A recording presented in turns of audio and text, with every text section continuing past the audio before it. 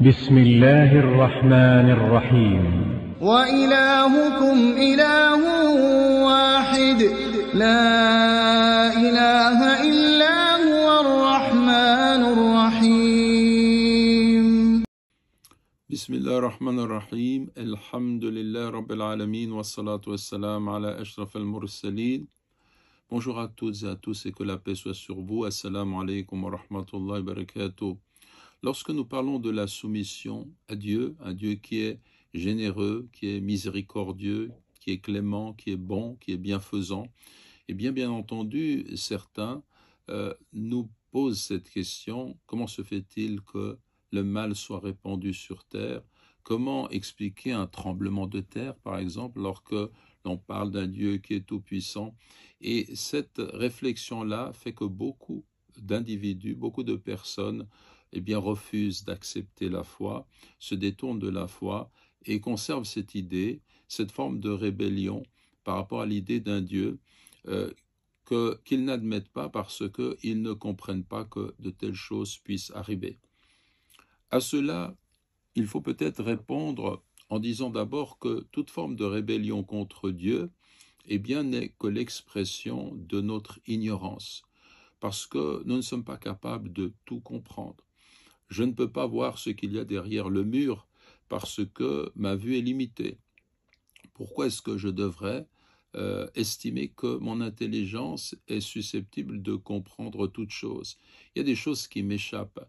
La soumission à Dieu, l'islam nous invite aussi à comprendre que si je suis sur terre, et là aussi il y a une réflexion qu'on trouve chez nos amis qui consiste à dire: oui, mais après tout, finalement, je ne m'occupe que de moi-même, je suis égoïste, j'essaye de sauver ma peau, tout cela repose sur un intérêt purement individuel. Où est la générosité même de l'être humain dans cette affaire-là? Et ce genre de réflexion qui viennent à l'esprit très souvent au niveau des... quand on est adolescent, mais aussi ça peut accompagner un individu toute sa vie et puis ça peut l'empêcher d'entrer dans la foi. À cela, nous répondons que nous devons comprendre que nous sommes l'expression de la volonté divine. C'est Dieu qui a voulu que nous soyons. Et je dois, dans ce cas-là, sans prétendre tout comprendre, m'en remettre à lui. Je suis là parce que Dieu l'a voulu. Ensuite, je ne comprends pas toutes choses. Les difficultés de la vie, je ne les comprends pas nécessairement, sinon sous un angle restreint, qui est mon point de vue en tant qu'être humain, en tant que créature, mais la réalité, c'est que beaucoup de choses m'échappent. Donc, dans l'acte de soumission dont nous avons parlé, lorsque Dieu dit à Abraham « soumets-toi », il se soumet. Lorsque Dieu dit à Abraham de sacrifier son fils, il va le faire, et puis Dieu épargne son fils. Ce sont des actes qui sont incompréhensibles du point de vue de l'être humain, sinon pour montrer en quoi Abraham était un être complètement soumis à son Créateur. Et donc, dans l'islam, il y a cette dimension qui nous dit d'aller vers la soumission la plus totale à notre Créateur, bien entendu pour accomplir le bien. Et lorsque de telles questions viennent à notre esprit, de relativiser notre point de vue, de comprendre que Dieu sait que nous ne savons pas.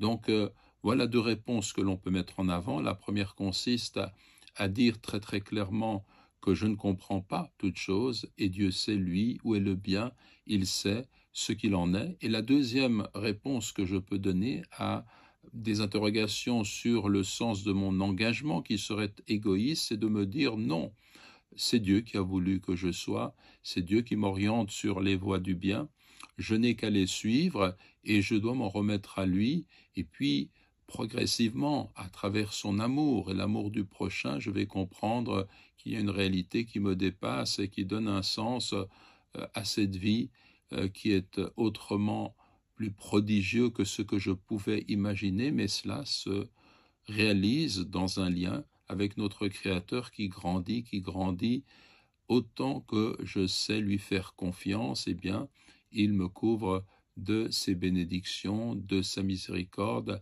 et il m'ouvre les yeux du cœur pour comprendre progressivement des choses qui échappent à celui qui rejette complètement la réalité divine. Donc voilà une porte qu'il faut savoir ouvrir, c'est celle de l'humilité, d'une soumission entière au Créateur. Une remarque encore, cette soumission en islam ne signifie jamais que l'on renonce à l'usage légitime de la rationalité, de la raison.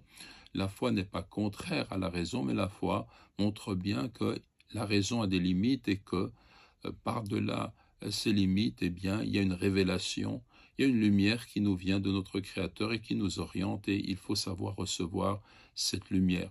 Que Dieu nous guide sur toutes les voies du bien. Wa jazakumullahu khayran. Wassalamu alaikum wa rahmatullahi wa barakatuh.